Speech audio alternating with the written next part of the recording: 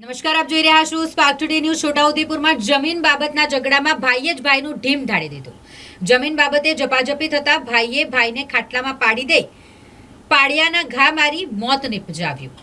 ડિસ્ટલી ફળિયામાં એક મર્ડરની ઘટના સામે આવી છે, જેમાં દિનેશ રાઠવા સાથે જમીન બાબતે તેના ભાઈ જીવન રાઠવાનો ઝઘડો થયો. ઝપાઝપી થઈ અને આરોપી જીવન રાઠવાએ દિનેશ રાઠવાને ઘરમાં આવેલ ખાટલામાં પાડી દઈ તેના પર પાડિયાના ઘા ઝીકી ગળામાં અને શરીરના ભાગે ગંભીર ઈજાઓ પહોંચાડી અને તેનું મોત નિપજાવ્યું.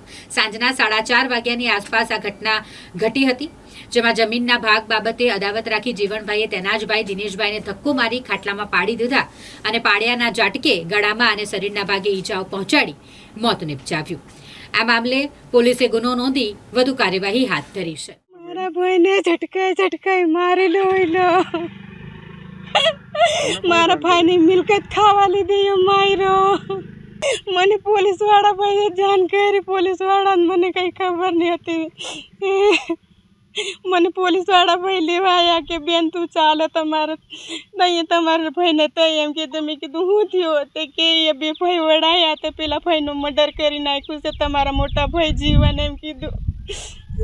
Jamna Chhota Udepur police station part 1 ગુનો રજી નંબર 0659/2025 ભારતીય ન્યાય સંહિતાની કલમ 223 તથા જીપી 135 મુજબનો ગુનો તારીખ 2/6/2025 રોજ દાખલ કરવામાં આવેલ, જેમાં હકીકત એવી છે કે આ કામના મરણ જનાર દિનેશભાઈ નાસિંગભાઈ રાઠવાનાઓને તહોમતદાર જે એનો ભય થાય છે જીવણભાઈ નાસિંગભાઈ રાઠવાનાઓ જમીન બાબતનો ઝઘડો કરી ઝપાઝપી થઈ.